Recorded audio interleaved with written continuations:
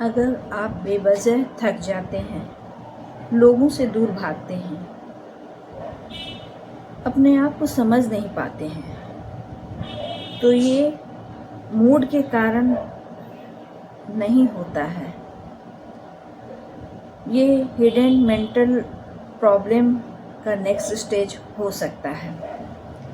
नमस्कार, मैं डॉक्टर ऋचा पाठक, positive health centre में हम हैं, जहां हम बातें करते हैं मानसिक स्वास्थ्य का। आज हम बात करेंगे उन संकेतों के विषय में जिसको प्राय लोग इग्नोर कर देते हैं, नज़रअंदाज कर देते हैं। ये है हिडन मेंटल बिहेवियर का पार्ट 2, जिसमें पहचानना होगा या जो है डीप साइन जो है उसके रूट में जो छुपा हुआ है वो चीज़ें क्या हैं। वो अंदर काफ़ी तह तक वो साइन है जो प्रायः नेग्लेक्ट किया जाता है, क्योंकि वो बहुत महत्व नहीं रखता है या बहुत ज़्यादा उससे परेशानी नहीं होती है, तो प्रायः लोग उसको गंभीरता से नहीं लेते हैं। लेकिन इग्नोरेंस की वजह से ही स्थितियां आगे चलकर बदतर हो सकती हैं। तो अगर कुछ इस तरह के साइन आपके अंदर हों तो आपको उसे इग्नोर नहीं करना चाहिए। वो हैं जैसे कि आपको पहले जिन चीज़ों में बहुत ज़्यादा इंटरेस्ट होता था, आपको बहुत मज़ा आता था करने में, अब उन चीज़ों में आपका इंटरेस्ट एकदम से ख़त्म हो गया है। आप जल्दी ही इमोशनली ड्रेन हो जा रहे हैं और छोटी छोटी बातों पर आप इरिटेट होते हैं, या तो ओवर रिएक्ट करते हैं या बिल्कुल रिएक्ट ही नहीं करते हैं। आपको खुद ही समझ नहीं आता कि आप क्या महसूस कर रहे हैं, अपने फीलिंग्स को समझ नहीं पाते हैं, इमोशनली ड्रेन होते हैं आप, और आप लोगों से डिस्टेंस मेंटेन रखने लगते हैं।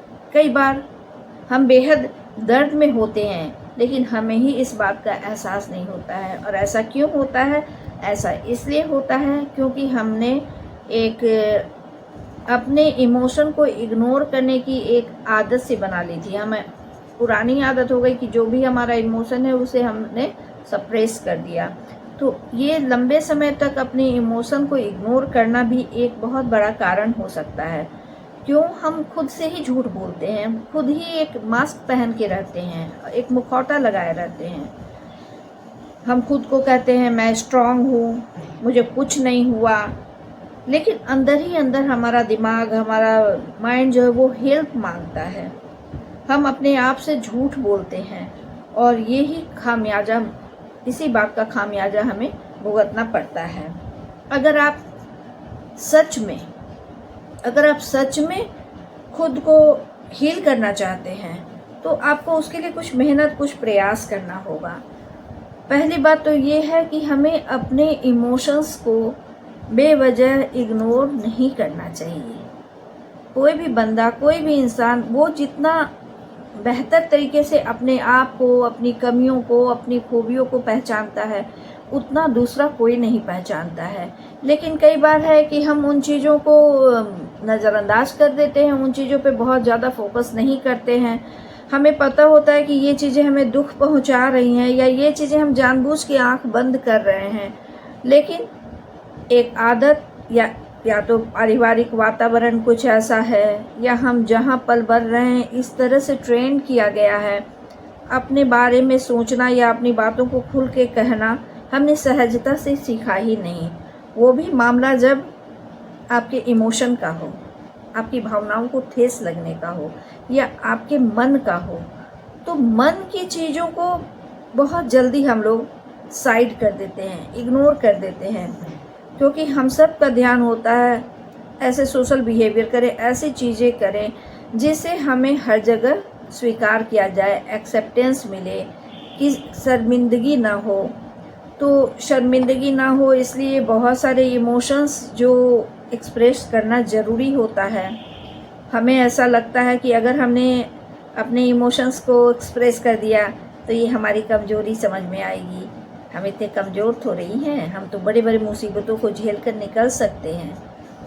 तो इस तरीके से हम किसको समझा रहे होते हैं? हम अपने आप से झूठ बोल रहे होते हैं, हम अपने आप को बेवजह समझाते रहते हैं। अगर दुख की स्थितियां हो, दुख गुजरने का वक्त हो, उस समय हम दुखी हो रहे हैं तो ये कोई कमज़ोरी की बात नहीं, ये नेचुरल रिएक्शन है जो होना ही चाहिए।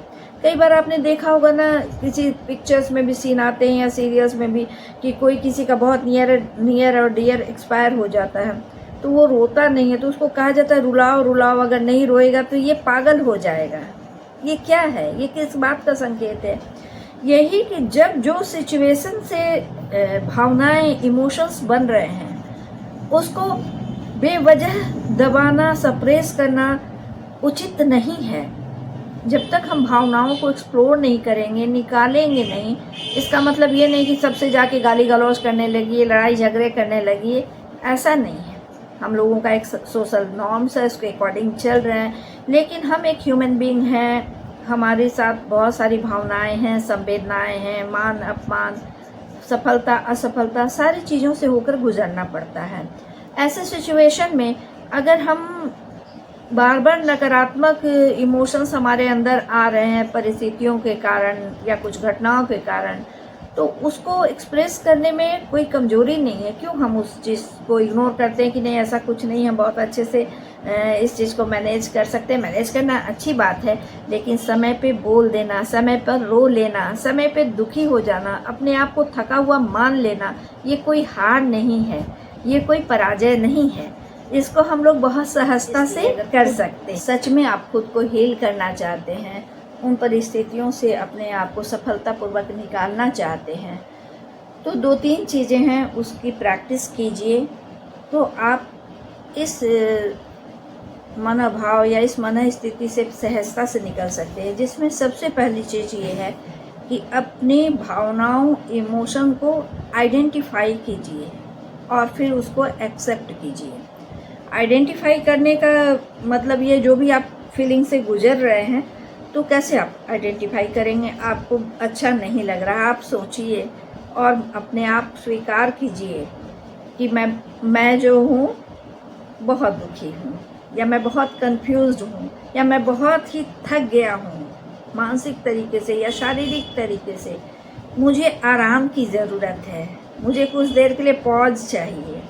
तो पहले इस चीज़ को आइडेंटिफाई करना है, एक्सेप्ट करना है। उसके लिए क्या करना होगा? हर दिन कम से कम 10 मिनट का वक्त निकालिए जो सिर्फ और सिर्फ आपका हो। उस समय नो मोबाइल, नो कोई भी चीज़ नहीं, ना फैमिली, आप अपने आप, जो वो 10 मिनट का टाइम है, मेडिटेशन तो करिए ही, साथ में 10 मिनट आप खुद के लिए सोचिए अभी एट प्रेजेंट आप कैसे हैं, आप क्या फील कर रहे हैं, आपके क्या सिचुएशन है, आपके क्या इमोशन है, आपकी क्या थॉट प्रोसेस है, क्या इस तरह का इमोशन है, उसका कारण क्या हो सकता है, इसके लिए आप किस हद तक जिम्मेवार हैं और आप किस हद तक इस चीज़ पे कंट्रोल कर सकते हैं या इससे अपने आप को निकाल सकते हैं। तो ये अगर 2-3 प्रैक्टिस आप रेगुलर वे में करेंगे तो ये मेंटल प्रॉब्लम आने की संभावनाएं नगण्य हो जाएंगी और समय रहते, क्योंकि हर मनुष्य, चाहे आप हो या मैं हूँ, हम सब कभी न कभी जीवन में ऐसी परिस्थितियों से गुजरते हैं जब हम मानसिक तौर पे कुछ उलझे, कुछ परेशान, कुछ अस्पष्ट तरीके से क्या हो रहा है, क्या नहीं हो रहा है, या किंग कर्तव्य विमूढ़ हो जाना, कुछ समझ में नहीं आना की स्थिति में आ जाते हैं। ये स्वाभाविक चीज़ है, आ जाना बहुत स्वाभाविक है, लेकिन उसी में डूब जाना और अपने झुठला देना ये गलत है। उसको एक्सेप्ट करना है, पहचानना है और फिर उसे निकलने का उपाय करना है।